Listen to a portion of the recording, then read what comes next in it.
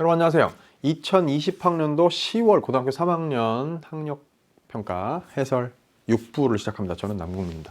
자, 우리 이번 시험에서 여러분들이 아마 대부분 그렇게 느꼈을 텐데 당연히 독서랑 문법이 어려웠고요. 문학 중에서는 상대적으로 운문 쪽, 지난 시간에 5부에서 다뤘던 갈래복합과 현대시 쪽보다는 상대적으로 산문 쪽이 조금 더 어려웠다라고 생각을 할 테고, 그 얘기는 곧 뭐냐면 이제 현대시도 조금 까다롭긴 했지만 특히 현대 소설은 그렇다 치고 고전 소설 파트가 너무 어렵게 느껴졌기 때문에 여러분들 이번에 산문이 어려웠어 라고 생각하지 않을까라는 생각이 듭니다. 그래서 이런 구성을 취했을 때, 시험지 구성 말이요, 순서를 얘기하는 겁니다. 그랬을 때 여러분한테 되게 불리할 수가 있어요. 수능 시험지도 만약에 이런 식으로 구성이 된다면 맨 마지막에 여러분들이 제대로 읽어내기가 힘든 고전 소설이 이렇게 온다. 그랬을 때는 아무래도 상대적으로 시간에 쫓기면서 어려운 지문을 읽어내고 또 까다로운 문제들을 헤쳐나가야 되기 때문에 불리한 상황이 연출될 수 있습니다. 당연히 이번 시험에서 제가 그랬어요 이런 사람들은 예방주사 맞았다 생각하고 뭐 그걸로 그 결과를 놓고 뭐 괜히 낙담하거나 그럴 필요는 전혀 없는 것이고요. 어쨌든 이번 강의를 통해서 6부를 통해서 제가 설명하고 싶은 것은 뭐냐면 사실 이 현대 소설도 그렇습니다. 이 작품이요, 워낙에 유명한 작품이고 여러분들이 한 번은 들어봤을 것이고 배워봤을 것이고 이랬기 때문에 비교적 익숙하기 때문에 또 문제도 좀 쉬웠기 때문에 좀 자신 있었지, 이런 식의 스타일, 이런 스타일의 지문, 즉 뭔가 인물 심리에 대한 진술이 많고 뭔가 뚜렷한 무슨 갈등이 바로 직접적으로 드러나는 뭐 선명한 무슨 인물 간의 갈등 구도 같은 거, 외적 갈등 같은 게 막 표면화되어 있지 않은 그런 지문들은 여러분이 사실은 읽어내기 힘들어해요. 그리고 고전 소설 뭐 말할 바 없고요. 무슨 말인지 상황 자체가 이해가 잘 안 되니까 결국 소설은 누가 어떤 상황에서 무슨 일에 처해 있느냐, 무슨 일을 겪고 있느냐, 그거 파악하는 게 핵심이다라는 사실을, 진짜 기초 중에 기초, 기본 중에 기본을 수능 때 흔들리지 않고 내가 해낼 수 있어야 되겠다는 생각을 한번 다시 떠올리게 해주는 그런 시험 메시지라고 생각합니다. 현대 소설부터 시작해 보겠습니다. 갑니다.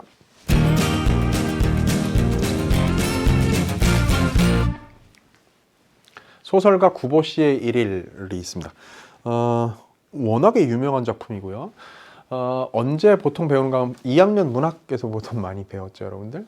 워낙에 문학 교육 과정에서 중요하게 다루어지는 작품입니다. 여러 가지 면에서 그런데요, 실제로 우리 문학사에서도 대단히 중요한 작품 가운데 하나이고요. 그 중요한 점 중에 제일 많이 언급되고 교육 현장에서 저도 실제로 많이 가르쳤던 내용들은 뭐냐면, 이 작품이 가지고 있는 어떤 문체상의 특징, 상황 설정 자체가 매우 독특한 작품이라서 일종의 의식의 흐름이라고 할 만한 기법, 뚜렷한 사건도 없는 그냥 구보라는 한 소설가가 되게 무력한 일제강점기의 지식인이죠. 아침도 아니다, 이른 아침은 아닌데 늦음하게 일어나서 집을 나섰다가 광교 근처에 있는 그 종로에서 나와가지고 서울 시내를 이렇게 돌아다니면서 그냥 보는 것, 생각한 것, 뭐 느낀 것, 이런 것들이 막 쫙 밤 늦은 시간에 뭐 어디 다방에 들러서 친구들 만나고 어쩌고저쩌고 뭐 전차 타고 어딜 가고 그냥 정처 없이 돌아다니다가 밤 늦은 시간에 집으로 돌아오면서 그냥 얘기가 끝나는, 이런 것도 소설이 될 수 있나 하는 그런 스타일의 독특한 작품입니다. 의식의 흐름 기법에 심리주의 소설을 대표하는 그런 작품이고요. 그러다 보니까 굉장히 독특한 스타일의, 그리고 이 구보라는 인물 자체가 사실은 박태원의 그 자신의 분신이고요. 박태원이 실제로 구보 박태원이에요. 박태원의 그 자기 얘기죠, 사실은 이게. 저도 개인적으로 이 작품이 되게 의미가 있는 게, EBS 말고 다른 방송국에서 몇 년 전에 이 소설가 구보 씨의 시간여행 뭐 이런 걸 해가지고 거기에 출연해가지고 구보의 길을 따라서 이렇게 서울의 옛 그 오랜 역사가 있는 곳들을 돌아보고 했던, 그래서 이 소설의 몇 대목들을 골라서 내레이션 하기도 하고 출연해서 뭐 이렇게 뭐 어디 가서 보고 이런 것도 했던 그런 특집 프로그램도 만들었던 기억이 있습니다. 자, 그랬었어요. 그래서 막 그때 구보 분장을 한 배우분과 제가 이렇게 막 카메라 이렇게 돌아가면 구보였다 저로 변하고 막 이런 것도 했었고 있었거든요. 지금 찾아보면 나올 거예요. 자, 그랬던 작품입니다. 박태원은 한국의 모더니스트로 당시에 이게 1934년도 작품인데 당시에 가장 세련된 문학을 구사하던 일군의 작가 가운데 한 명이고요. 여러분한테는 뭐 이런 얘기 여담입니다만 하고 깜짝 놀랄, 혹시 아는 사람도 많이 있을지 모르겠는데 놀랄 만한 이야기는 뭐냐면 이 구보 박태원이 지금 이제 세계적인 영화 감독의 반열에 들어섰죠. 봉준호 감독의 외할아버지입니다. 그러니까 우와, 예술가의 피가 있나 봐요. 그죠? 자, 들어갑니다. 제가 아까 얘기했습니다만 이런 지문을 잘 읽어낼 수 있는 힘도 필요합니다. 뭐냐면 무슨 사건이 뚜렷하게 벌어진 게 없는 것 같은데 흘러가는 그런 지문들, 현대소설로 지문이 출제가 되면 여러분 잘 읽어낼 수 있어야 되겠어요. 심리 묘사에 관한 설명들이 많은 지문들을 상대적으로 여러분들이 많이 까다로워합니다. 갑니다. 아들은, 근데 이 아들이 바로 여기 이제 어머니하고의 상대로 이야기하는 건데 이 아들이 바로 구보입니다. 그러나 이게 아마 26살인가? 그렇죠. 여기서 구보가. 아들은 그러나 돌아와 채 어머니가 뭐라고 말할 수 있기 전에 입대 안 주무셨어요. 어서 주무세요. 그리고 자리 옷으로 갈아입고는 책상 앞에 앉아 원고지를 펴놓는다. 이게 쉼표가 많이 보이는데요. 실제로 이 박태원이 쉼표의 사용을 굉장히 많이 했었어요. 문장을 길게도 쓰고 압니까 그거? 박란장 주인이라는 작품인데 박태원이 한 문장으로 된 소설이 있습니다. 단편 소설인데 마침표가 하나야 소설에. 끊어지지 않고 쉼표를 막 엄청나게, 제가 지금 예전에는 저기 쉼표가 몇 개 사용되는지 글자가 몇 글자인지 다 기억했었는데 지금 잊었는데 찾아보세요. 읽어보세요. 재밌습니다. 아니 진짜로 이 문장이 하나네. 끝까지 읽는데 얼마 시간 안 걸리니까 읽어보십시오. 자, 이렇게 실제로 우리 문장의 구조에 관해서 굉장히 탐구 정신을 가졌던 작가거든요. 아들이 돌아와서 어머니한테 이제 주무세요 하고서 원고지를 펴놓습니다. 그런 때 옆에서 무슨 말이든 하면 아들은 언제든 불쾌한 표정을 지었다. 그것은 어머니의 마음을 아프게 한다. 자, 늦게 돌아와서 책상 앞에 앉는 아들을 보고 어머니가 옆에서 뭐라고 잔소리라도 하려고 치면 아들이 불쾌한 표정을 지어요. 어머니는 상심하죠. 그래, 어머니는 가까스로 늦었으니 어서 자거라. 그걸랑 내일 쓰고 한마디를 하고서 아들의 방을 나온다. 얘기는 내일 아침에라도 하지. 그러나 11점이나 오정해야 일어나는 아들은, 오전 11시나 아니면 정오가 되어야 일어나는 아들은 그대로 소리 없이 밥을 떠먹고는 나가버렸다 했습니다. 그러니까 그러기 일상이 그렇다는 거죠. 그러니까 이제 뭐 다정히 마주 앉아서 뭐 얘기하고 이럴 그런 스타일들이 아니고 아들이 어머니와의 관계를 이제 보여줍니다.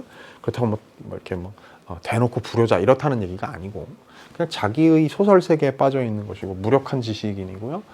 어머니는 여기에서의 어머니는 말이에요. 실제로 이제 이건 그 구보의 이야기니까, 박태원의 이야기니까 두 가지를 걱정합니다. 제대로 된 직업이 없다는 것하고 이 작가로 글을 쓴다는 게 제대로 된 직업으로 이때 인정을 못 받는 거죠. 이 어머니한테는. 또 하나는 26살인가 밖에 안 되는데 이때는 또 이제 결혼들을 더 일찍 했으니까 결혼을 아직 못 하고 있다는, 그리고 이제 당시 개념으로는 노총각이 되어간다는 그런 이제 어머니가 걱정을 계속해요, 작품 내에서. 자, 어쨌든 그렇습니다. 때로 글을 팔아 몇 푼의 돈을 구할 수 있을 때 그 어느 한 경우에 아들은 어머니를 보고 뭐 잡수시고 싶으신 거 없어요? 그렇게 묻는 일이 있었다. 어머니는 직업을 가지지 못한 아들이 그래도 어떻게 몇 푼의 돈을 만들어 자기에게 그런 말을 할 수 있는 것을 신기하게 기뻐하였다. 어서 내 생각 말고 내 양말이나 사시너라. 그러면 아들은 을에 제 고집을 세웠다. 아들의 고집 센 것을 물론 어머니는 좋게 생각 안 했다. 여기서 고집을 세운다는 건 어머니한테 뭘 사드리겠다는 고집을 계속 피운다는 거죠. 그러면 이제 좋게 생각 안 했다. 그러나 이러한 경우라면 아들이 고집을 세우면 세울수록 어머니는 만족하였다. 왜? 어머니 뭐 사드리겠다고 하는데 아니야 너 양말이나 새로 사시너라 했는데 아이 그래도 말씀하세요 막 이렇게 고집을 피우면 은근히 또 기분 좋은 거야. 어머니는 행복한 거죠. 어머니의 사랑은 보수를 원하지 않지만 그래도 자식이 자기에게 대한 사랑을 보여줄 때 그것은 어머니를 기쁘게 해준다. 이런 말을 보세요. 독특하죠? 뭐가 독특하냐면 진술의 어떤 방식이랄까 주체랄까 이런 걸 생각해 볼 때 독특한 진술이라는 겁니다. 무슨 얘기냐? 일반적인 서술자였어요. 여기까지는. 근데 이런 말은 보세요. 어머니의 사랑은 보수를 원하지 않지만 그래도 자식이 자기에게 대한 사랑을 보여줄 때 그것은 어머니를 기쁘게 해준다. 이거는 여기에 나오는 구보와 구보의 어머니에 관한 국한된 이야기만은 아니야. 즉 모자 관계에 대한 어머니의 모성과 또 아들의 효심에 대한 어떤 그 어머니의 일반적인 반응에 대한 일반적인 진술, 보편적인 진술입니다. 말하자면 서술자가 주관적 견해를 토로하는 거죠. 노출하는 거죠. 그죠? 대체 무얼 사줄 테냐? 무엇든 어머니 마음대로. 먹는 게 아니라도 좋으냐? 네. 그래 어머니는 애누리 없이 욕망을 말해본다. 너 나 치마 하나 해주려무나. 아들이 흔연히 응낙하는 것을 보고 내 아주멈은 뭐 안 해주니? 이 아주멈이 뭐냐면 누구냐면 구보의 형수님이에요. 응? 맏며느리. 형님의 아내 아주멈 같이 살았거든요. 여기가 그 서울 시내 한복판입니다. 당시는 이제 경성이었죠. 거기 한복판에 광통교 근처 청계 천변에 살았거든요.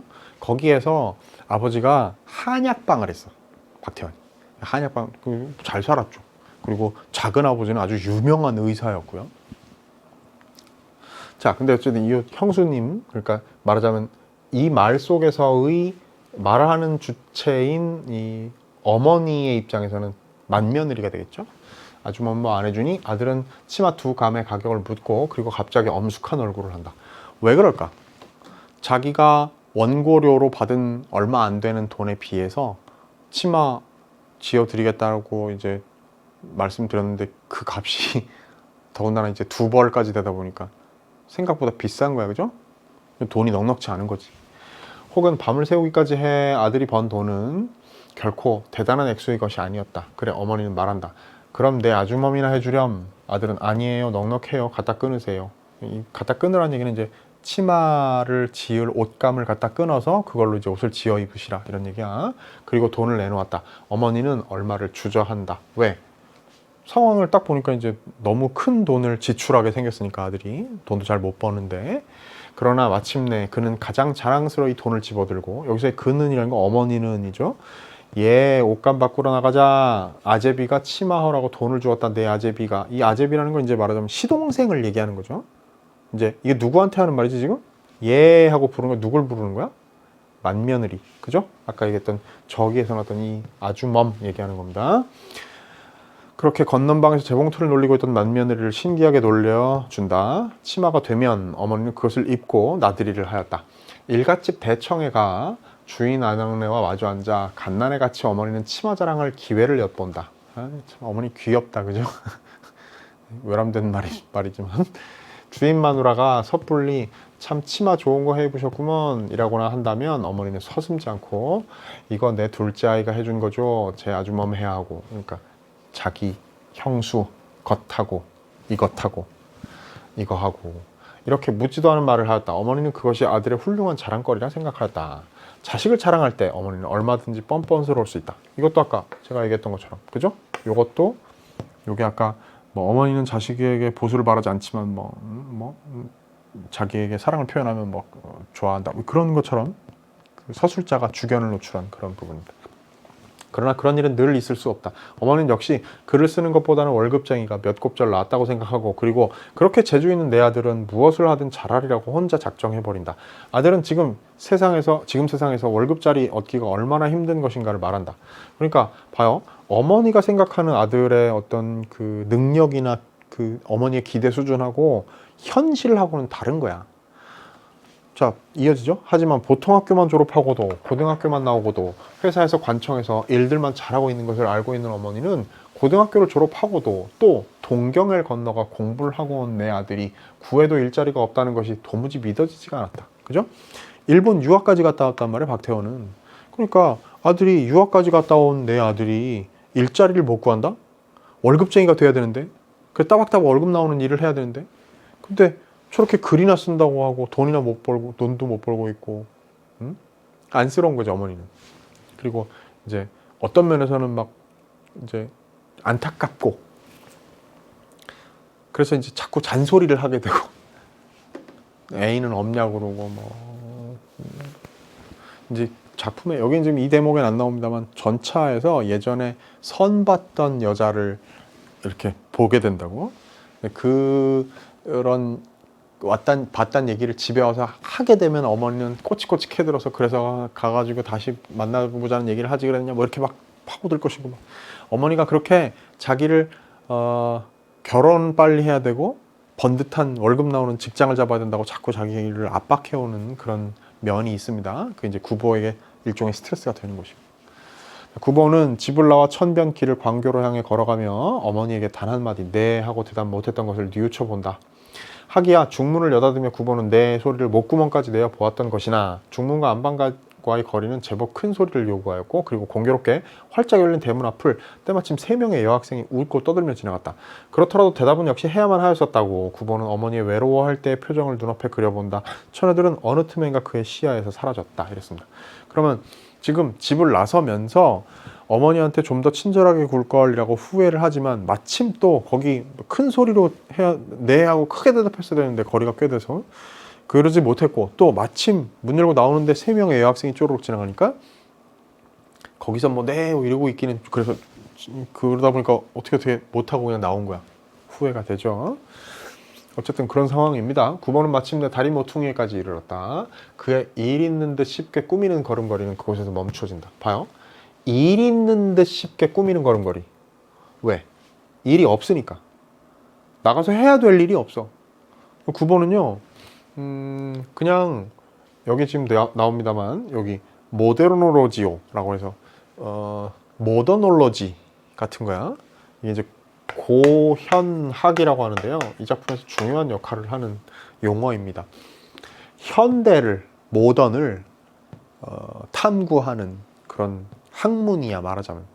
그래서 현대, 근대, 현대, 근대를 막 이제 문물 이런 게 막 많이 바뀌잖아요. 그것을 현대 문명을 고찰하는 거야.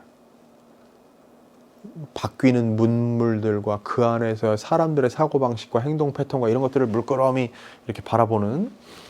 말하자면 이 구보는 그래서 서울 시내를 막 돌아다니고 그래서 이제 그 작품에 대한 연구들은 보통 구보가 어디를 나가서 어디를 돌아가지고 어느 뒤를 거쳐가지고 어디로 해서 어떻게 갔는지 그런 막 경로 같은 걸 막 따라 이렇게 해보고 막 그런다고.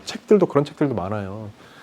실제로 그게 1930년대 경성의 모습을 아주 리얼하게 그리고 있는 것이고 거기에서 보게 되는 사람들과 풍경들과 이런 것들 뭐 화신백화점 얘기도 나오고요. 전차 안의 풍경도 나오고요. 거기 뭐 운동장 얘기도 나옵니다.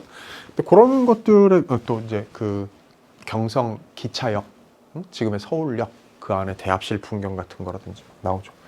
또 당시에 뭐 황금광 시대라 가지고 막 사람들이 막 허황된 꿈을 따라서 막 그러던 시절의 그런 분위기도 아주 리얼하게 잘 드러나 있고. 근데 이런 사람이야. 노트를 옆에 끼고 관찰하고 사람들의 모습을 글로 막 메모해두고 그걸 이제 집에 가서 원고지에다가 작품으로 쓰고 이런 사람이거든. 그러니까 일이 없어요. 몰라. 역설적이지만 어떻게 얘기하면 일이 없어서 그냥 산책하는 게 이 사람의 일이지 사실은. 그죠? 이 모데로노지오에 의하면. 그래서 이제 이 캐릭터를 산책자라고 합니다. 산책자 문학이라고 이런 작품들을 이렇게 엮어서 이야기를 해요. 자, 근데 이제 일 있는 듯 쉽게 꾸미는 걸음걸이로 걸어가지고 어디 다른 사람처럼 용무가 있는 것처럼 막 가다가 여기서 멈춥니다. 그는 어딜 갈까 생각해본다. 모두가 그의 갈 곳이었다. 한 군데라 그가 갈 곳은 없었다. 이것도 제가 아까 얘기했던 그 프로그램에서 읽었던 문장이었던 것 같은데 어렴풋한 기억에. 자, 여기 지금 특별한 볼 일이 없으니까 어디든 그의 갈 곳이고 사실은 그렇다고 해서 딱히 갈 만한 곳, 가야 하는 곳은 한 군데도 없는 그런 상황입니다. 9번은. 중략이고요. 한 길 위에 사람들은 바쁘게 또 일 있게 오고 갔다. 9번은 포장도로 위에 서서 문득 자기도 창작을 위해 어디, 예를 들자면 서서문정 방면이라도 답사할까 생각한다. 모데로노지오를 게을리하기 이미 오래다. 자기는 사실 뭐 특별히 무슨 생산적인 일을 하는 사람도 아닌데 이런 거 하는 사람인데 이것마저도 사실은 게을리하기 이미 오래야. 그쵸? 그러면 사람들이 어떤 문명 속에서 어떤 생활 패턴을 보이는지 행동 패턴과 뭐 언행을 하는지 같은 것들을 착 면밀히 관찰해가지고 공책에다 기록했다가 작품으로 쓰고 이런 일들도 게을리하고 있다고 스스로를 반성하는 거죠. 그러나 그러한 생각과 함께 구보는 격렬한 두통을 느끼며 이제 한 걸음도 더 옮길 수 없을 것 같은 피로를 전신에 깨닫는다. 구보는 얼마 동안을 망연히 그곳 한 길 위에 서 있었다. 얼마 있다 구보는 다시 걷기로 한다. 여름 한낮의 뙤약볕이 맨머리바람에 그에게 현기증을 줬다. 자, 맨머리바람이라는 것은 이제 모자를 쓰지 않았다 이런 얘기야. 그는 그곳에 더 그렇게 서 있을 수 없다. 신경쇠약. 그러나 물론 쇠약한 것은 그의 신경뿐이 아니다. 이 머리를 가져, 이 몸을 가져 대체 얼마만한 일을 나는 하겠단 말인고. 그러면 지금 신경쇠약 또 몸도 부실하고요. 그러니까 뭔가 육체와 정신이 다 쇠약한 상태야. 그죠? 때마침 옆을 지나는 작년에 그 정력가형 육체와 탄력 있는 걸음걸이의 구보는 일종 위압조차 느끼며 문득 9살 때 집안 어른의 눈을 기어, 눈을 피해 같은 거죠. 춘향전을 읽었던 것을 뉘우친다. 어머니를 따라 일갓집에 갔다 와서 구보는 저도 얘기책이 보고 싶다 생각했다. 그러나 집안에서는 그것을 금했다. 그러니까 옛날엔 그런 게 있었어요. 이런 뭐 소설책, 이야기책 같은 것들을 옛날 어른들, 이 시대에 이럴 때는 그런 거 보면 인생 망친다고. 그런 거 보지 말라고. 너는 그런 거 보지 말고 제대로 된 그 학문을 공부해라 이렇게 되는 거죠. 그랬었지. 그런데 이제 그런 그 어떻게 보면 말초신경을 자극하는 그 재미가 있는 그런 춘향전 같은 이야기를, 너무 흥미로운 이야기를 자기도 읽고 싶었는데 집에서 금했어. 그래서 어떻게 하는 거야? 남몰래 안짬자기에게 문의하였다. 말하자면 이제 집안에 이제 묵으면서 일해주는 사람이지. 문의해서. 그래 안짬자기는 새책집이라는 게 책을 세내주는 도서대여점을 얘기하는 겁니다. 조선 후기부터 예전에 있었죠. 새책가라고 해가지고 이제 책을 돈 받고 빌려주는 거야. 새책집에는 어떤 책이든 있다는 것과 일전 말이에요. 돈 일전이면 능히 한 권을 세내 올 수 있음을 말하고, 그러나 꾸중두루 그리고 다음에 재밌긴 춘향전이 제일이지. 그렇게 그는 혼잣말을 하였었다. 그러니까 어렸을 때 말이에요. 춘향전을 자기도 일갓집에 갔다 와서 얘기책을 읽고 싶은데 안짬자기한테 슬쩍 얘기했더니 그 이제 안짬자기가 그러는 거야. 아이고 저기 새책전에 가면은 다 책들 다 있는데 그래도 그 일전에 한 권 빌리는데 그 빌려오면 안 돼. 어르신들 아시면 혼나요. 안 돼요. 재밌긴 춘향전이 제일이지. 이러는 거야. 그죠? 그렇게 그는 혼잣말을 하셨다. 한 분의 동전과 한 개의 주발뚜껑, 그것들이 17년 전에 그것들이 뒤에 온, 그리고 또 올 온갖 것의 근원이었을지도 모른다. 왜? 자기가 이렇게 이야기를 창작하는 삶을 살게 되어서 소설가 구보시로 살게 된 그 뿌리가 그때 읽었던 그 춘향전, 뭐 그런 이야기들을 읽었던 때 그 재미로부터 왔다 이거죠. 자기 전에 읽던 얘기책들, 밤을 새워 읽던 소설책들, 구보의 건강은 그의 소년시대에 결정적으로 손상되었던 것이며 틀림없다 그랬어요. 이때 이제 뭐 요거와 관련해서 이제 실제로 뭐 시력이 박태원이 그때 많이 나빠졌다고 하고, 어두울 때 몰래 숨어가지고 책을 막 읽었어야 했으니까. 그래서 뭐 이제 안과에 가는 그런 대목이 이 소설에 나오기도 하고 막 그렇습니다. 자, 어쨌든 봐요. 여기 이제 모데로노로지오 해가지고 고현학 이제 모더놀로지일 거예요. 그걸 이제 일본식 발음으로 이렇게 읽은 거겠지. 현대의 경향, 풍속, 세태, 유행을 탐구한 학문이야. 그 태도를 말함. 이랬습니다. 자, 지문은 이해됐죠? 그럼 문제를 봅시다. 위클에 대한 이해로 가장 적절한 것은 내용 확인하는 문제 아니겠습니까? 자, 9번은 어머니에게 말할 기회를 빼앗은 새 여학생에게 항해. 말도 안 되는 얘기예요. 말할 기회를 새 여학생이 빼앗은 건 맞죠. 본의 아니게 그냥 지나가게 되는 바람에. 이게 중의적인데, 만약에 새 여학생이 일부러 그걸 의도적으로 빼앗았다고 하면 말도 안 되고, 그게 아니라 그 기회를 새 여학생이 지나가게 되는 바람에 기회를 잃었다는 의미 정도로만 해석한다 할지라도 항의한 건 아니니까 얘는 틀렸고, 어머니는 일갓집 주인 아낙네에게 아들의 직업을 조심스럽게 자랑하였다. 우리 아들이 소설가요? 아니죠? 어떻게 했어? 그냥 저기 자기가 자랑이라고 하는 것은 저기 치마 해준 거 그런 거 자랑하는 거. 안잠자기는 어린 시절에 구보에게 예기책을 구할 수 있는 방법을 알려주었다. 새 책 전에 가면 일전에 한 권. 답 3번이네요. 9번은 어머니에게 마음만 먹으면 언제든지 월급쟁이가 될 수 있다고 말했다. 아니요. 얼마나 월급쟁이가 되는 것이 어려운지를 얘기했는데 어머니는 믿지 않는 거죠. 맏며느리는 구보의 돈으로 자신의 치마를 해주겠다는 어머니의 제안을 정중히 거절했다. 말도 안 됩니다. 자, 내용이 있는데 뭐 별로 어렵지 않은 문제였죠, 이거는요. 그죠? 35번 갑니다. A와 B에 대한 설명으로 가장 적절한 것은 그런데요. A 부분, B 부분이 있습니다. 그랬을 때, 자, A는요, 그런데 옆에서 무슨 말이든 하면 아들은 언제든 불쾌한 표정을 지었다. 그것은 어머니의 마음을 아프게 한다. 그래, 어머니를 가까스로 늦었으니 어서 자거라. 그걸랑 내일 쓰고 한마디라고 해서 아들의 방을 나온다.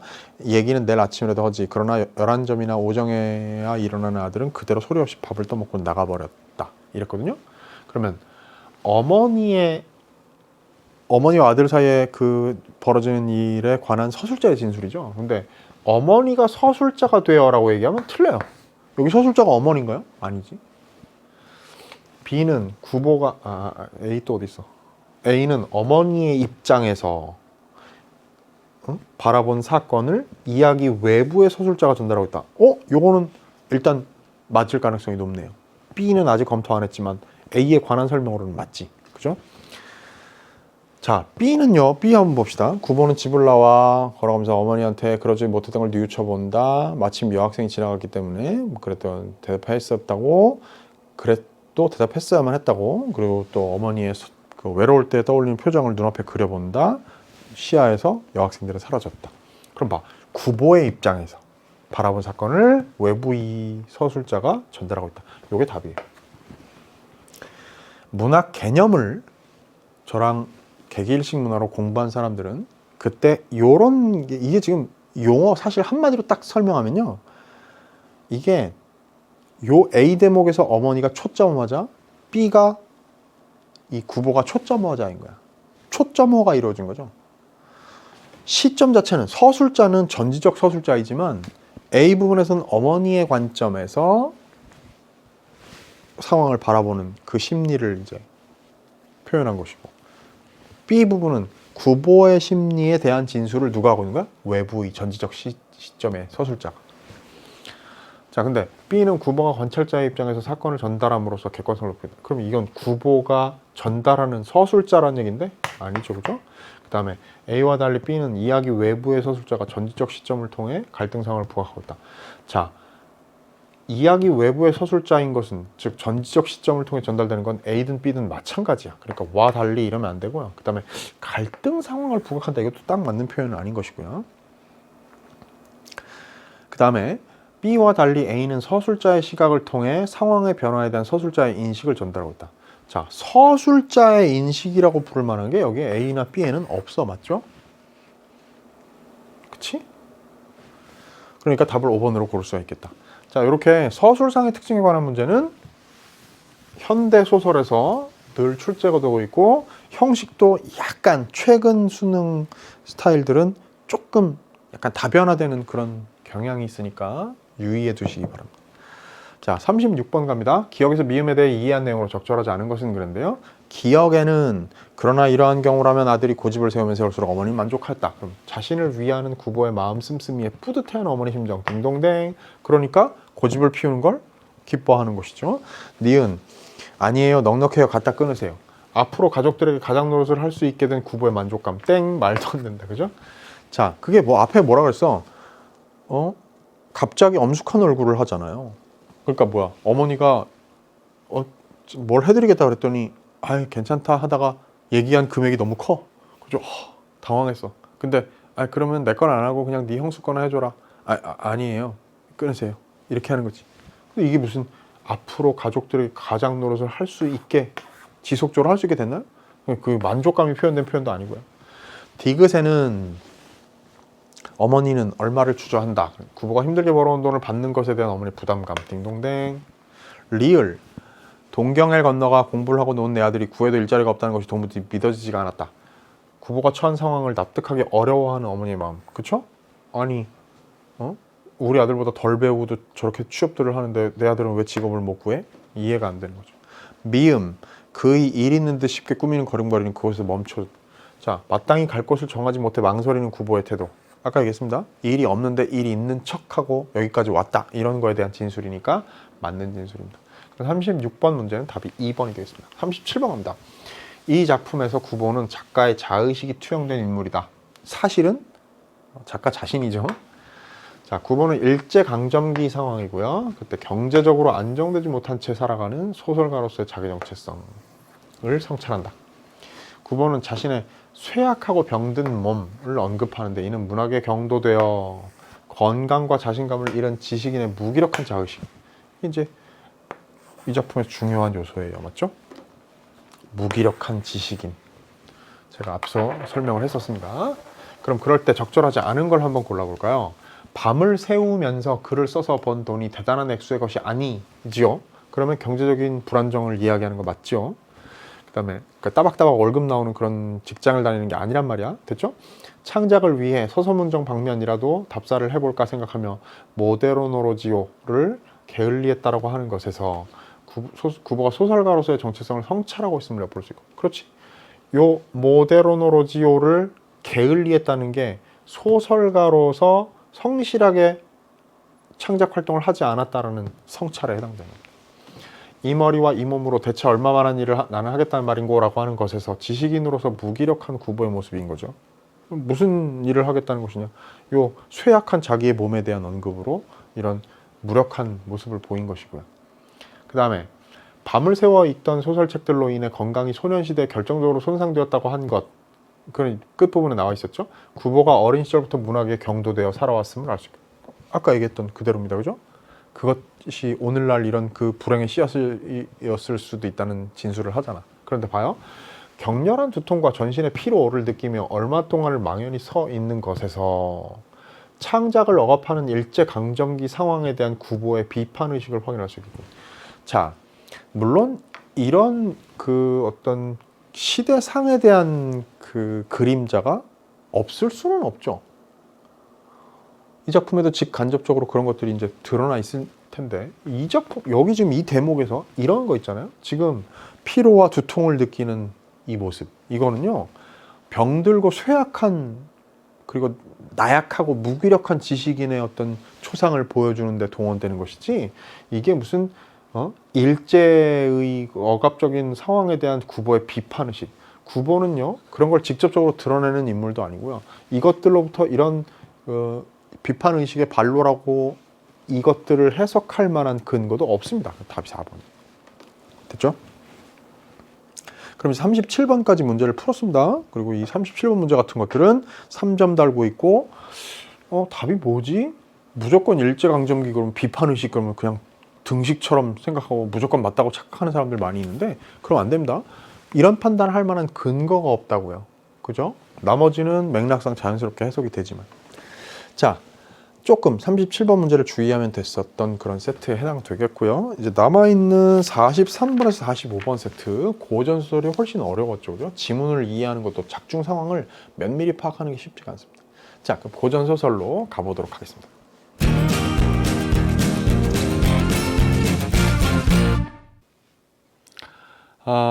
점수를 낮추기 위해서 어려운 세트를 고전소설로 선택해가지고 구성하는 방법이 뭘까? 바로 이 세트가 잘 보여주고 있습니다. 아시겠죠? 낯선 작품이고요. 문제도 아리송한 게 많고요. 더더군다나 여기에서 주요 갈등으로 등장하는 어떤 그 갈등의 원인이 되는 소재 자체가 요즘 사람들, 특히 여러분들 같은 미성년에게는 특히나 더 별로 익숙하지가 않아요. 그러니까 잘 모르는 얘기를 하고 있는 거야. 소설 속의 인물들이. 안 그래도 고전소설은 어려운데 모르는 단어도 많고 특히나 한자어 같은 건 막 모르겠는데, 근데 도대체 얘네는 왜 싸우고 있는 거지? 좀 말려주고 싶다. 얘가 하는 지금 이 말은 무슨 뜻이지? 이해가 안 되는 거죠.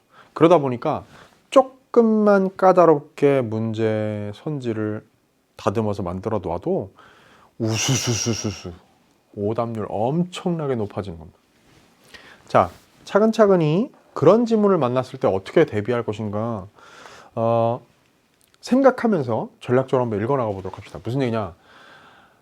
중요한 게 있어요. 일단 캐스팅된 배우들을 이해해야 돼. 누가 나오는가? 우리가 이제 제가 흔히 얘기하는 얘기입니다만 고전소설이라는 건 사극 한 편 보는 것 같으니까 사극 한 편도 아니야. 한 대목 보는 거죠. 뭐 잠깐 몇 장면 보는 거잖아요.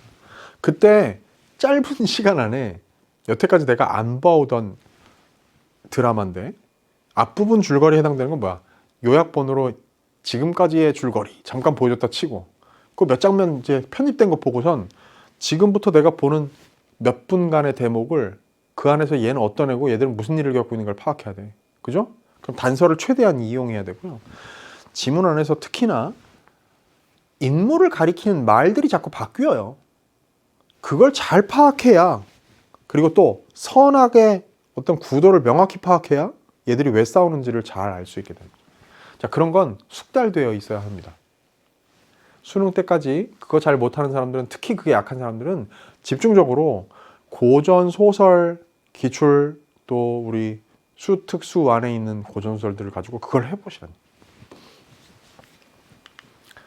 자, 그리고 낯선 작품이 나왔을 때는 맨 처음 이런 보기를 먼저 읽어보는 것도 매우 좋은 팁이 됩니다. 왜? 이 작품이 대체로 어떤 그 요소를 중요하게 다루는 지문인지를 일러주는 힌트가 되니까. 갑니다. 조선 후기 사대부 집안은 가문의 권위를 유지하기 위하여 장자 중심의 수직적 위계 질서를 중시하였고, 가문의 중대사를 결정할 때에는 문중의 공론과 예문을 따르도록 했다. 지금 보세요. 뭐 예를 들면 이런 말, 이건 뭐 어렵진 않은데 모르는 사람도 또 있을 거야, 여러분 중에는. 그죠? 또 뭐 수직적 위계 질서니, 문중, 공론, 예문, 이런 말들을 모르니까 도대체 이게 무슨 얘기냔 말이야. 집안에 이렇게 모여지는 어떤 그 여론 같은 거 있죠. 그리고 예에 관한 어떤 그 규범 같은 거, 그런 걸 얘기하는 거야. 그걸 따르는 거죠. 특히 장자가 부재할 때에는 장손이 아버지를 대신하는 대상을 행할 수 있고, 이 대상이라는 말에 의미를 지금 풀이를 해준 거잖아요. 대상을 행할 수 있다는 상례에는 이러한 위계 질서가 잘 나타난다. 상례를 치르는 거, 초상 치르는 거 얘기하는 거야. 자, 이 작품에는 장자의 부재 시에 상례가 발생한 상황에서 기존의 가학권을 지키고자 하는 세력과 가학권을 차지하려는 욕망으로 이에 도전하는 세력 간의 갈등이 다양한 양상으로 드러난다. 그렇다면 기존의 가학권을 지키고자 하는 세력은 누구이며 가학권을 차지하려는 욕망으로 이에 도전하는 세력은 누구인지를 파악하는 게 되게 중요하겠죠. 이해됐나? 그럼 봐요. 작중 상황은 장자가 부재한 상황에서 상례가 발생한 상황이 주어질 거란 말이야. 됐죠? 그랬을 때 요 두 세력이 각각 어디에 해당되는가, 누구인가를 파악하는 게 중요하고, 그리고 이미 여기에서 보세요. 자, 일단 선악의 대결이라고 할 경우에는 봐요. 누가 선이고 누가 악인지를 생각할 때 요 진술 안에도 사실은 힌트가 살짝 숨어 있다. 봐요. 기존의 가권을 지키고자 하는 세력이 아마 선일걸요? 왜? 가권을 차지하려는 욕망으로 이에 도전을, 이런 식으로 얘기하면요. 봐, 이건 선과 악의, 선에다가는 보통 이런 식으로 얘기하지 않잖아. 가권을 차지하려는 욕망으로 뭐 이렇게 되면 이게 악이야. 그쵸? 이렇게 잡고 가는 거야. 아, 그렇다면 초상을 치르는데 기존의 어떤 그 예의 법도를 따르면서 가정 내의, 가문 내의 권력을 유지하려는 선한 측, 주인공 측의 주동인물 쪽과 그걸 빼앗으려고 하는 반동인물들 사이의 갈등이겠고, 이걸 파악한다는 거죠. 됐죠? 지문으로 가봅니다. 반시전이에요. 반시가 주인공이라 이거지. 명나라 양부인에게, 자, 여기 앞에서 조선 후기 얘기했습니다만 앞부분 줄거리 들으면서 명나라 바로 이렇게 차고 들어갔죠? 이거는 선생님 이거 뭐 오류 아닌가요? 아닐걸요? 명나라가 배경인 소설들, 뭐 그러니까 중국을 배경으로 하는 고전 소설들 많이 있죠, 우리 소설 가운데. 그런데 이거는 배경을 중국으로 택했을 뿐 실제로는 이제 여기에 담겨 있는 어떤 의식이나 주제의식이나 뭐 인물의 설정이나 뭐 작중 상황이나 이런 것들은 사실은 창작의 의도나 배경 같은 것들을 생각할 때 조선 후기의 이야기로 뭐 해석해 볼 수 있다. 이런 맥락에서 파악을 해보면 될 겁니다. 자, 양부인이 있는데 삼형제가 있어요. 양부인한테는. 근데 마지인 위윤이 있습니다. 첫 번째 아들이에요. 현숙한 반씨라고 했어요. 자, 그럼 우리가 이제 주인공인 반씨는 훌륭한 인물이야. 현숙한 인물이죠. 그걸 아내로 맞아 아들 흥을 넣는다 그랬습니다. 자, 그러면 지금 우리의 주인공 반씨의 집안, 즉 양부인이 시어머니이고 남편 위윤이 그 집안의 마지이고 그 다음에 아들은 흥이고 됐네요. 그 다음에 위진의 아내 채씨와 위준의 아내 맹씨가 반씨를 모해합니다. 우리의 주인공 반씨를 모해한다는 건 얘네가 악인이란 얘기 아니겠어요? 그죠? 위진이 보아하니 둘째일 테고 위준은 셋째 아들 아니겠습니까? 그러면 양부인에겐 세 아들이 있었는데요. 첫째 아들은 위윤이고요. 둘째는 위진, 셋째는 위준이래요. 됐죠? 그런데 맏며느리인 반씨는 착한 사람이고 둘째와 셋째, 즉 채씨와 맹씨는 악인이야. 됐지? 상황 설정 이해됐죠? 뭐 하자. 양부인이 시어머니가 채씨, 즉 둘째 며느리를 친정으로 보낸다. 그러면 사돈인, 즉 채씨의 부친, 양부인에겐 사돈이고요. 그 다음에 위진에게는 장인이 누군가 하면 최승상이야.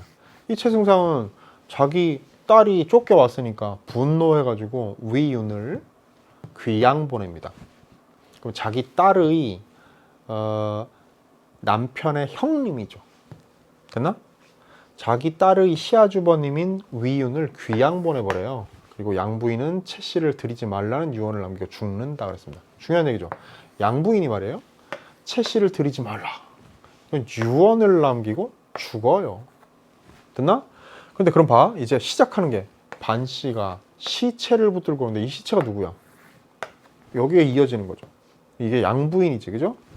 반씨가 시체를 붙들고 통곡 혼절하니 흥 누구예요? 여기 반씨의 아들이네. 위윤의 아들을 흥이 대경하여 크게 놀라서 수족을 추무르며 약물을 들이오니 이윽고 진정하거늘 흥이 위로 왈. 모친은 이 모친이 누구예요? 반씨인 거지. 그죠? 어머니는 진정하사 초상을 극진히 하소서. 반씨 만극한 중이나 그 말을 옳게 여겨 치상할세. 이제 초상을 치러야 되잖아. 그죠? 근데 그럴 때 문중이 모여 채씨에게 부고를 알릴 것을 의논합니다. 집안 사람들이 모여요. 이제 초상을 치러야 되니까 문중 사람들이 모이겠죠. 이제 이게 어려운 게 아까 제가 처음에 얘기했던 게 이런 상황 자체가 뭐 문중이 모여서 초상을 치른다 이런 것들을 여러분은 아직 그 나이에는 뭐 경험도 또 적고 또 오늘날의 우리 사회의 풍토가 또 이때랑은 많이 다르니까 잘 모를 수가 있다는 거죠. 뭐 문중 어른들 이런 분들의 얼굴을 여러분 한 번도 본 적도 없는 사람들도 많이 있을 겁니다. 맞죠? 핵가족 시대니까.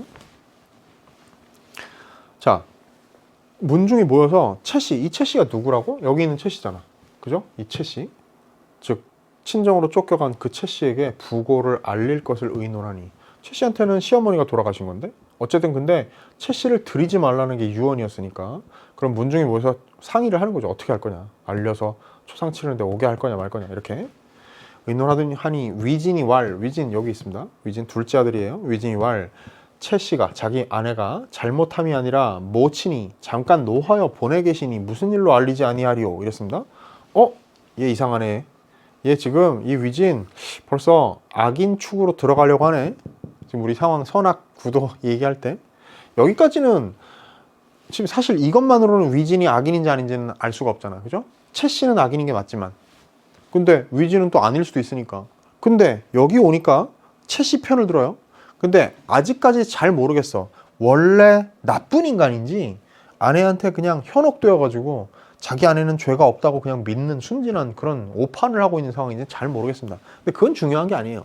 어쨌든 지금 주동인물에 해당하는 우리의 주인공 반씨와 그 아들 흥과를 이제 막 그들과 갈등을 벌이는 반대쪽에 있는 쪽이니까 즉 이들은 장자가 부재한 상황, 귀양가 있으니까 부재한 상황에서 상례를 치르면서 집안의 권력을 잡으려고 하는 쪽이 되겠죠.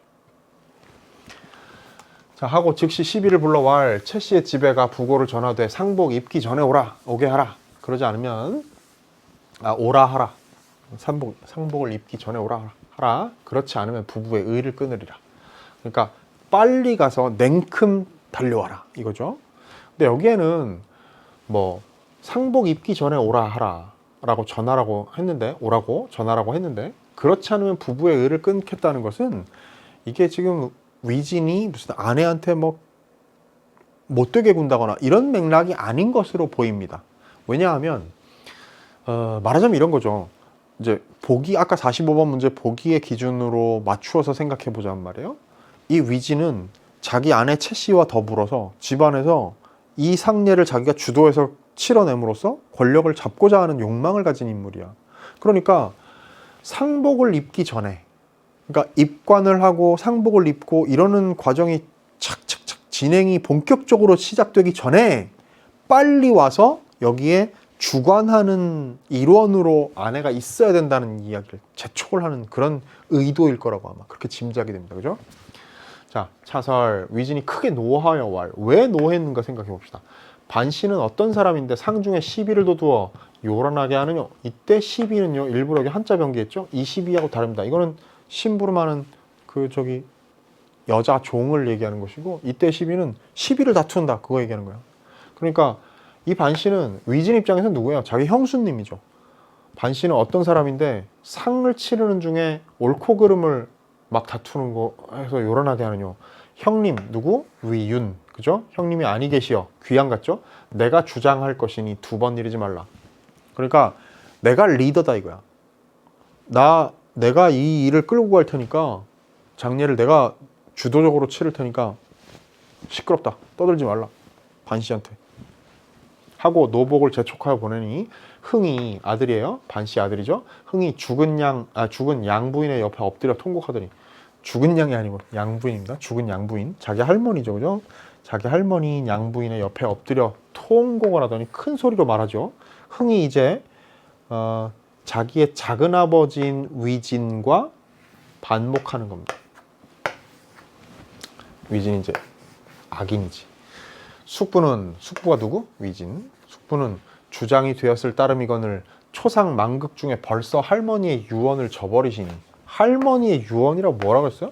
채 씨를 집안에 들이지 말라. 근데 그걸 벌써 저버리는 거야. 왜? 채 씨를 빨리 오라고 했으니까. 저버리시니 한갓 아내만 중히 여기사. 이 아내가 누구예요? 채 씨죠. 중히 여기사 저다지 노하시니 소질이 알 바는 아니로되. 소질, 이건 뭐 이런 소인, 소자 이런 말 알죠, 그죠? 소신 이런 말 쓸, 이게 지금 이 질자는 조카를 얘기하는 거니까, 조카가 숙부한테 자기를 낮추어서 이르는 말입니다.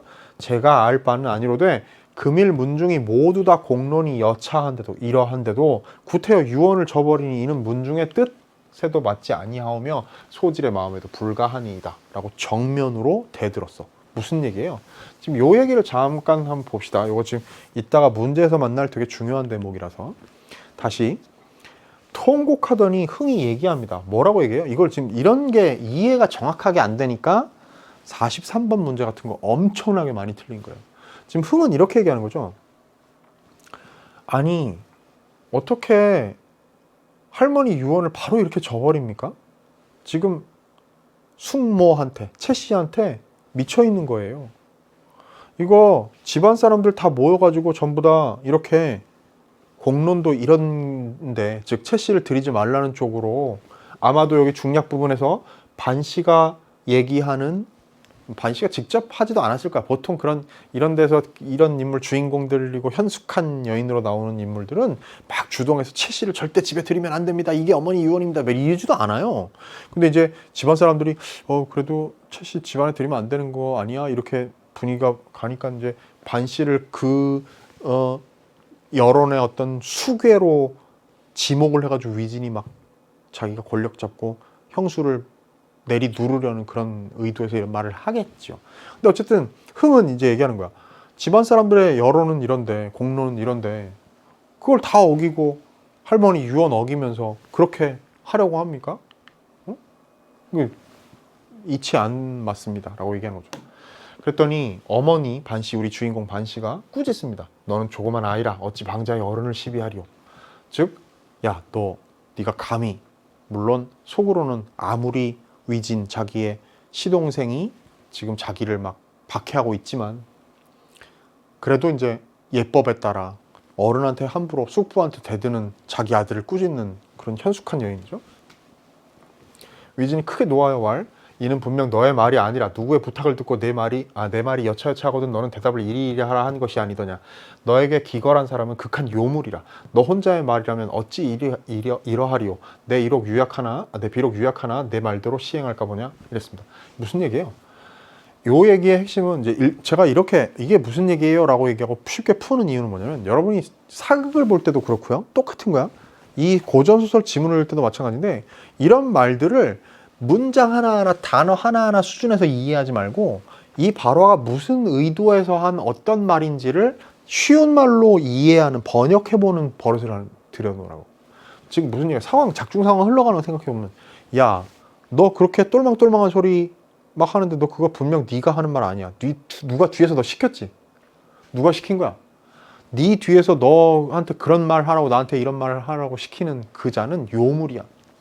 근데 아마도 여기에는 직접 드러나 있진 않지만 흥의 어머니인 반씨를 염두에 두고 하는 그런 꾸짖음이겠죠. 그리고 내 말대로 내가 시행할까 보냐? 내 뜻대로 할 거다 라는 거지. 그랬더니 모든 친척이 칭찬 불이하더라.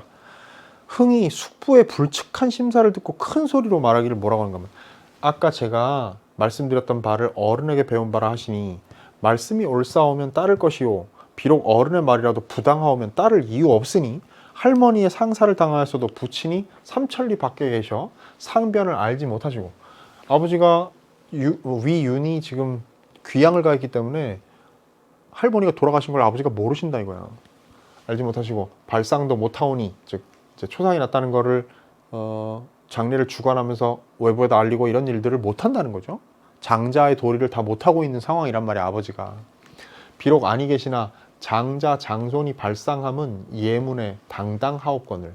즉 예의 규범에 따르면 자기 아버지인 장자 위윤과 그 아들인 나 흥이 발상을 하는 것이 예절에 맞단 말이야.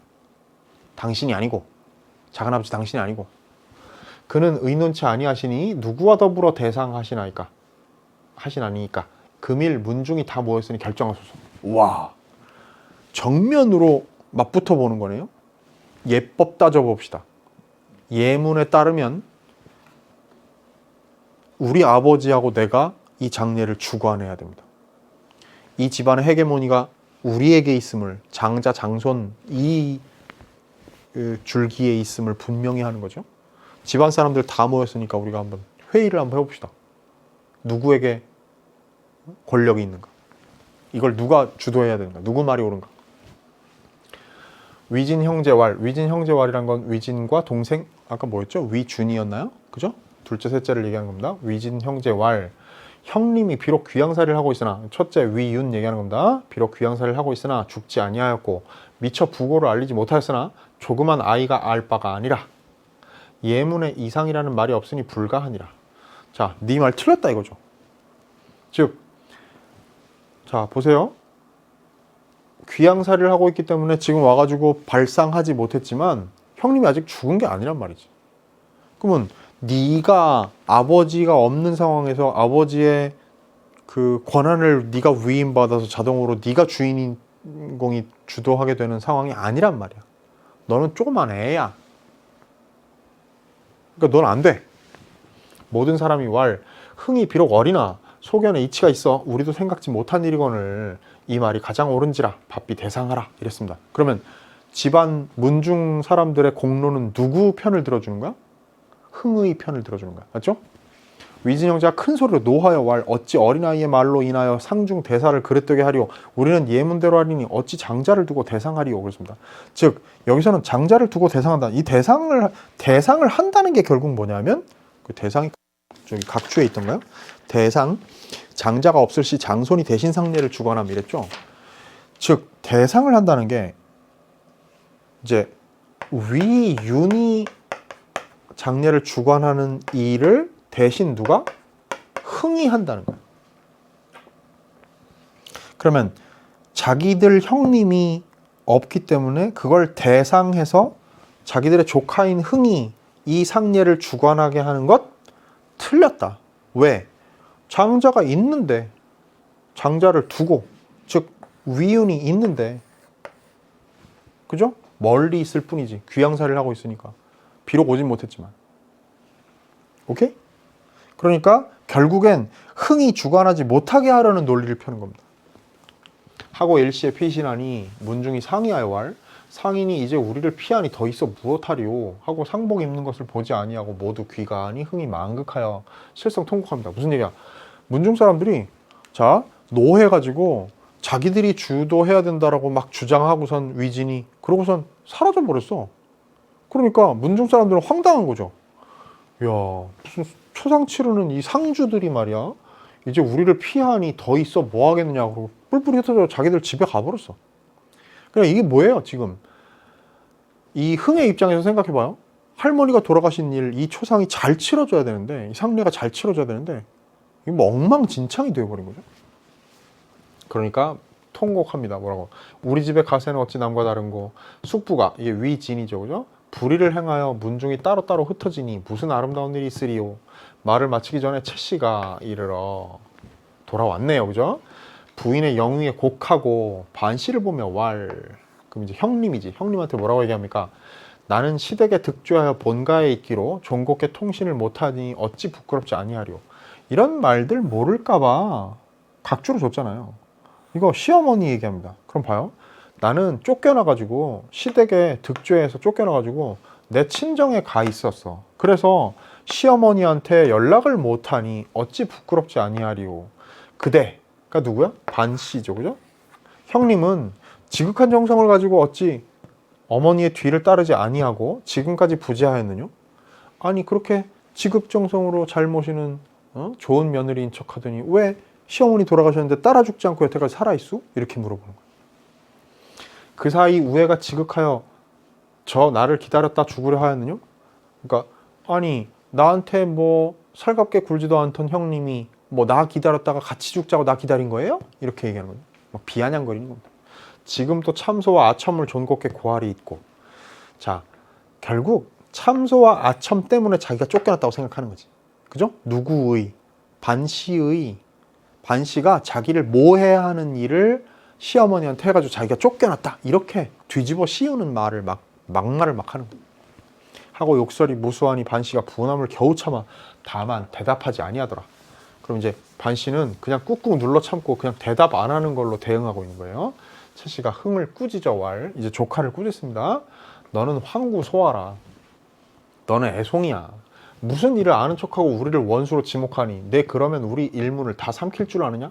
자 욕망이 직접 드러났다. 그죠? 우리 이 집안을 네가 그러면 다 차지할 헤게모니를 네가 차지할 줄 알아? 아니야 안 될걸? 감히 어디 조그만 녀석이 이렇게 얘기합니다. 흥이 대답지 아니할 뿐이더라. 장례일을 당하니 부인을 선산에 안장하고 집안을 정리할새 집안 형세가 모두 채 씨와 맹 씨에게로 돌아갔습니다. 그러면 집안의 권력을 이제 악인들이 잡게 된 거죠.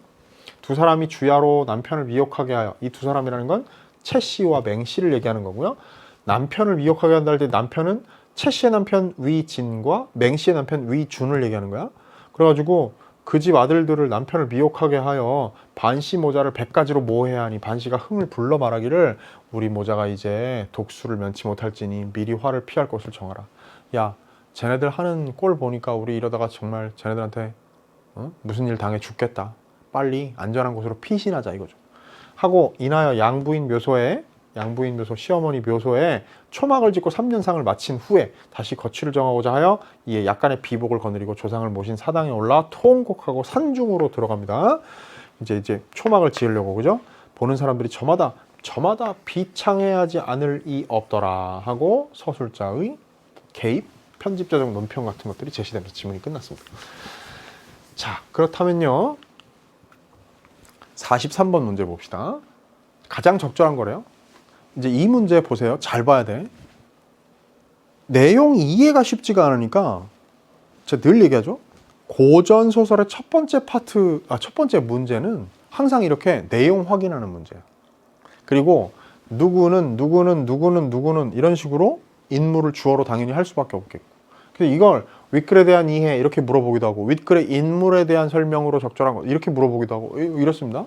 근데 봐요. 심지어 매번 나오는 패턴의 문제이고 심지어 가장 적절한 거 하나 고르래요. 아시죠? 적절하지 않은 것에 비해서 가장 적절한 것은 이렇게 하면요. 문제가 상대적으로 일반적으로 보통 더 쉬워져요. 왜 그렇지? 엉뚱한 말도 안 되는 선지가 4개나 된다는 거니까. 그런데 그럼에도 불구하고 이 문제가 어마어마한 오답률을 기록한 거 아니겠습니까? 맞아요, 선생님. 저도 틀렸어요. 저 문제에 대한 이야기를 들으려고 여기까지 왔습니다. 이런 사람도 있을걸요? 이거 엄청 많이 틀렸거든? 생각해 볼까요? 가장 적절한 것 그랬습니다. 위진은 위윤의 뜻에 따라 자신이 대상할 것을 주장했다. 위윤의 뜻이 여기 글에 나온 게 있나? 귀양간 자기 형님이 위진한테 뭘 대상하라고 그래 했어요? 아니죠, 그죠? 그리고 사실 대상한다는 것도 이제 이건 뭐 더 자세히 따져봐야 되긴 하겠습니다만 각주로 준 것에 의하면 대상이라는 것은 장자가 없을 시 장손이 대신 상례를 주관함 그랬으니까 이때 장자는 위윤을 얘기하는 거고 장손은 흥을 얘기하는 거 아니겠습니까? 그러면 사실은 요 선지에서 말이에요. 위윤의 뜻에 따라 이것도 틀렸지만 자신이 대상할 것을 주장했다는 것도 이 대상도 사실은 위진은 장손이 될 수는 없는 거니까 애초에 이건 뭐 성립이 안 될 것 같아. 단어의 뜻에 좀 달려있긴 합니다만 어쨌든 이제 출제에 있던 그 진술의 구성 의도는 위진이 형이 시키는 뜻에 따라서 자기가 장례를 주관할 것을 주장했다. 이런 정도의 의미로 이해한다면 어쨌든 그래도 이 부분이 틀렸다 이거죠. 자, 문중 사람들은 위진에게 모친의 묘소를 정하도록 위임했다. 문중 사람들이 누구 편이었죠? 생각해보니까 우리도 생각 못했는데 흥이 얘기하는 거 들으니까 맞는 것 같은데. 그리고 또 여기 지금 이게 이 문제하고도 관련이 있는데 이 선지하고도 흥은 문중 사람들의 의견을 근거로 최 씨에게 부고를 알린 것을 반대했다. 이렇게 판단할 수 있는 근거가 지문 안에 있죠. 아까 뭐가 나와 있는 거는 지문에서 이제 이런 얘기들을 찾을 수 있는 부분이 거기 지문에서 거기 중략에서 한 10줄 가까이 내려오죠. 그러면 거기 뭐야? 소질이 알 바는 아니로되 금일 문중이 모두 다 공론이 여차한데도 구태여 유언을 저버리니 이런 부분이 있거든요. 그러니까 흥은 문중 사람들의 의견을 근거로 최 씨에게 부고를 알리는 것을 반대했다는 게 맞는 진술이 되는 거야. 방금 읽은 부분을 근거로 해서. 그런데 문중 사람들은 위진에게 모친의 묘소를 정하도록 위임했다라고, 특히 뭐 모친의 묘소를 정한다 이런 문제가 구체적으로 언급되지도 않기도 했지만 이렇게 얘기하면 4번 진술은 틀리게 되는 거잖아요. 그 다음에 반 씨는 남편에게 부고를 전하지 않으려는 위진을 질책했다. 반 씨가 자기 시동생 위진을 질책하는 부분이 어디 나옵니까? 최 씨는 자신을 본가로 보낸 양부인에게 지속적으로 사죄의 뜻을 전했다. 아니요. 여기 지문은 아까 이런 얘기 나왔었죠. 최 씨가 본가에 가 있었기 때문에 존고에게 통신하지 못했다 그랬잖아. 그럼 지속적으로 사죄의 뜻을 전하지 못했다는 거 아니야. 그러니까 지문의 내용과 완전히 정반대의 진술이죠. 따라서 답을 1번으로 골라야 되는데 사실 이 문제가요. 아까 제가 다시 한번 얘기합니다. 워낙에 오답률이 높았던 문제이기 때문에 자, 답이 없어 보여. 혹은 답이 뭔지 여러 개인 것 같아. 뭔지 모르겠어. 아예 그냥 골고루 답지들에 대한 반응이 흩어질 수밖에 없는 그런 문제예요. 상황 자체가 정확히 이해가 안 되니까 도대체 옳은 진술은 무엇이고 틀린 진술은 무엇인지를 이해할 수가 없는 거죠. 특히 문중 사람들의 어떤 입장이나 태도와 관련해서 혼란이 있었을 겁니다. 그래서 특히나 1번 선지하고 그 다음에 4번 선지 사이에서 어떤 게 맞는지 문중 사람들의 태도, 입장, 관점, 견해 이런 것에 관한 이해가 헷갈렸을 수가 있겠고요. 그 다음에 또 최 씨가 사죄의 뜻을 전했다는 진술이 명백히 본가에 가 있어서 시어머니한테 연락할 수 없었다 라는 얘기에 상반되는 진술임에도 불구하고 그렇다는 사실을 눈치 못 챈 사람들도 또 있었을 것이고. 됐죠? 이런 문제 다시 한번 얘기할게요. 수능 때 고전소설 첫 번째 문제는 무조건 이런 문제다. 그죠? 최근에 그렇습니다. 계속 44번 기억에서 위음 그랬는데요. 자, 기억. 최 씨가 잘못함이 아니라 모친이 잠깐 놓아여 보내 계시니 무슨 일로 알리지 아니하리오라고 자기 아내가 무죄라고 얘기하는 거야. 위진이. 과거의 사건에 대한 자신의 판단을 제시하며 자신이 하려는 행위의 정당성을 강조하고 있다. 이때 자신이 하려는 행위가 뭐야? 최 씨에게 부고를 알리는 것. 맞네. 그 다음에 니은 어디 있어? 아까 소질이 사른 바를 어른에게 배운 바라 하시니 말씀이 옳사오면 따를 것이요 비록 어른의 말에도 부당하면 따를 이유 없으니 그랬습니다. 다른 사람의 권위에 기대며 자신의 생각이 옳음을 강조하고 있다. 다른 사람의 권위에 기댄 거 아니죠? 답이 2번입니다. 그죠? 3번 디귿인데요. 어디 있어? 형님이 비록 귀양살이를 하고 있으나 죽지 아니하였고 미처 부고를 알리지 못하였으나 조그만 아이가 알 바 아니라 라고 위진 형제가 조카인 흥에게 꾸짖는 말을 합니다. 현재 상황을 설명하며 상대방 즉 흥의 제안에 대해 무시하는 태도를 드러내고 있다. 딩동댕. 좋았어. 그 다음에 리을인데요. 리을은 어디 있는가 하면 숙부가 불의를 행하여 문중이 따로따로 흩어지니 무슨 아름다운 일이 있으리요 라고 막 통곡을 하는 부분인데요. 상대방 위진의 행동을 평가하며 현재 상황에 대한 실망감을 드러내고 있죠. 실망감, 절망입니다. 일단 미음. 자, 우리 모자가 이제 독수를 면치 못할지니 미리 화를 피할 것을 정하라. 앞으로의 일을 예측하며 행동의 방향을 제시하고 있다. 그죠? 빨리 도망가야 되겠다 라는 거니까 답이 2번이고 나머지는 전부 다 맞는 진술이 되고 있습니다. 자, 요건 그나마 조금 또 나았는데요. 이제 물론 이 지문 자체로 통째로 시간이 부족했든 여러 가지 이유로 또 아이의 지문을 못 읽어냈든 어쨌든 그랬을 경우에는 44번도 틀렸겠죠. 근데 그나마 44번은 이 세트에서 조금 정답률이 조금 더 높았고 45번이 문제인데요. 또 43번, 45번 이게 어려운 문제였습니다. 봅시다. 보기를 바탕으로 했을 때 이 보기는 아까 우리가 처음에 지문 들어가기 전에 읽어봤던 거니까 핵심은 뭐였어? 사대부 집안에서 장자 중심의 수직적 위계 질서를 중시했단 말이야. 그게 기존의 가정 내에서의 권력이에요. 기존의 가문 내의 권력은 장자 중심의 수직적 위계 질서야. 그러니까 그거를 지키려는 세력은 누구에 해당되는 거예요? 반씨, 특히 반씨는 뭐 그런 액션을 직접 취하지는 않습니다만 흥. 그것과 그걸 차지하려는 욕망으로 이에 도전하는 세력이 바로 누군가 하면 숙부인 위진과 동생 위준, 위진과 위준, 그리고 채씨, 맹씨 이런 사람들이겠죠. 그런 갈등을 보여주는 대목이다라는 이야기입니다. 자, 선지봅니다. 적절하지 않은 걸 고르래요. 봅시다. 위진이 채씨에게 부고를 전하되 상복 입기 전에 오라고 한 것에서 위진이 모친의 유언에 담긴 수직적 위계 질서를 따라 상례를 치르려 했음을 알 수 있고. 자, 이 문제 여러분 많이 틀린 사람들 제가 물어볼 테니까 맞는지 틀린지 대답해 보세요. 답이 없는 것 같았죠? 답이 1번인데. 왜? 이게 되게 잘 만든 선지입니다. 그럴듯해 보이거든요. 봐요. 위진이 채씨에게, 위진이 자기 아내한테, 친정에 이제 쫓겨가 있는 아내한테 부고를 전하되 상복 입기 전에 오라 라고 이제 시비한테 시키잖아요. 그렇게 하는 것에서 위진이 모친의 유언에 담긴 수직적 위계 질서를 따라 상례를 치르려 했음을 알 수 있군. 자, 뭔가 쫓겨가 있는 악인인 아내한테 제대로 된 예법을 지키는 상례를 엄수해야 된다라는 명령을 내린 것처럼 보이기 때문에 맞는 진술이구나 착각하기 쉬워요. 근데 여러분 이런 문제 유형들은 잘 알고 있죠. 보기 안에서의 맥락, 그 내용이 어떤 내용으로 어떤 흐름으로 설정이 됐는지를 잘 이해해야 돼. 무슨 얘기냐? 봐요. 모친의 유언에 담긴, 이것도 중요한 말이긴 합니다만, 모친의 유언이라는 건 채씨를 집안에 들이지 말라는 것이었고요. 수직적 위계 질서를 따라 상례를 치르했다. 수직적 위계 질서라는 게 이 보기에서 뭐였어요? 수직적 위계 질서는요. 뭐야? 어디 있어? 장자 중심의 수직적 위계 질서야. 그러면 이거는 어느 쪽에 권력이 갈 수 있다는 얘기죠? 가야 한다는 얘기죠? 위윤과 그가 없다면 대신할 흥에게. 근데 그러면 그런 관점에서 볼 때 교통정리를 해보고선 1번 선지를 읽어볼게요. 위진이 채씨한테 그렇게 얘기한 것은 위진이 흥에게 권력이 이어질 수 있는 장자 중심의 상례를 치르려 했음이라고 얘기하면 안 되잖아요.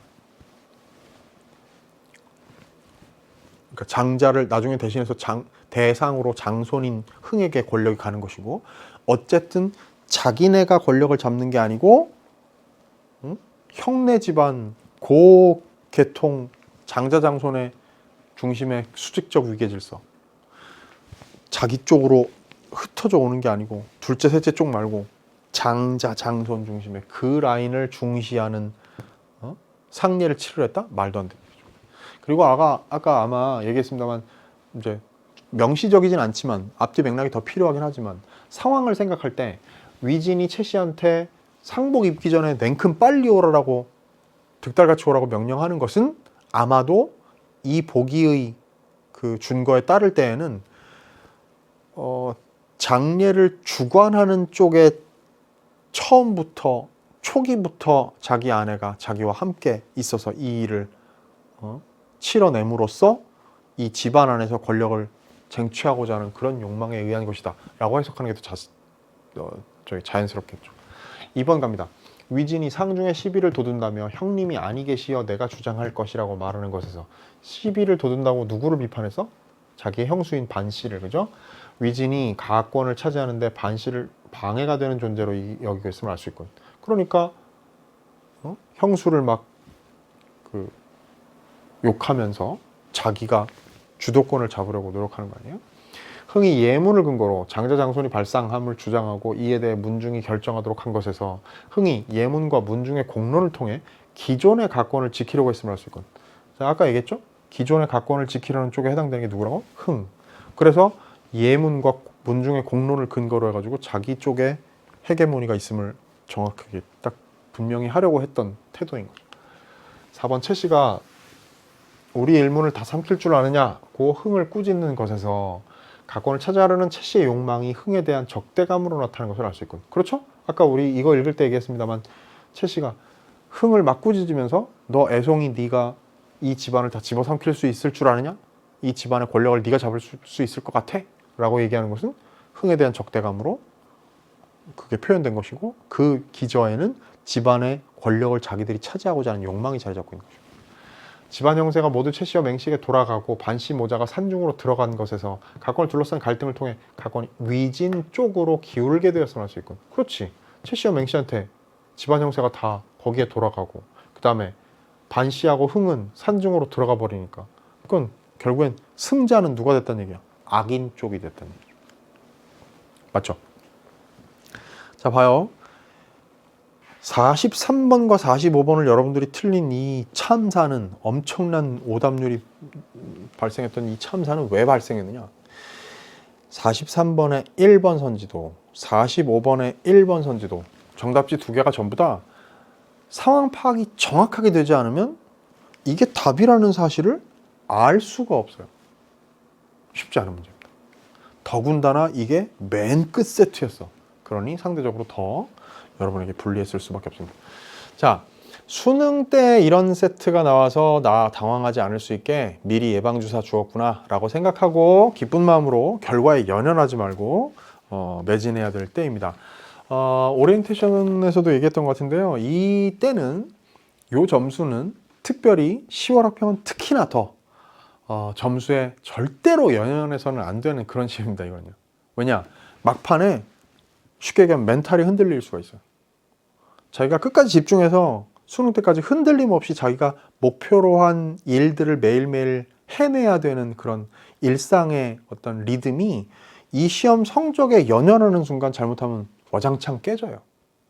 이건 그냥 내가 여러 번 풀어보는 수많은 모의고사들 중에 하나였거니 생각하시고 점수에 연연하기보다는 내가 각 분야, 각 세트, 각 문제 유형마다 약했던 게 뭔지를 점검하는 데 쓰십시오. 힘과 노력과 시간을. 됐죠? 자, 긴 시간 고생 많았고요. 저는 이제 파이널 체크 포인트 여러분 만날 거고요. 문학에 관한 얘기 나눌 거고요. 그리고 나서 그 다음번에는 이제 정말 안녕입니다. 여러분들은 수능 그야말로 대박 나고 수능 날 수능 해설 강의 제가 할 것은 여러분 안 들어도 될 거니까 제발 그렇게 돼야죠.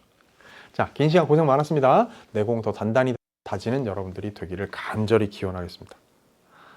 파이널 체크 포인트에서 만나죠. 안녕.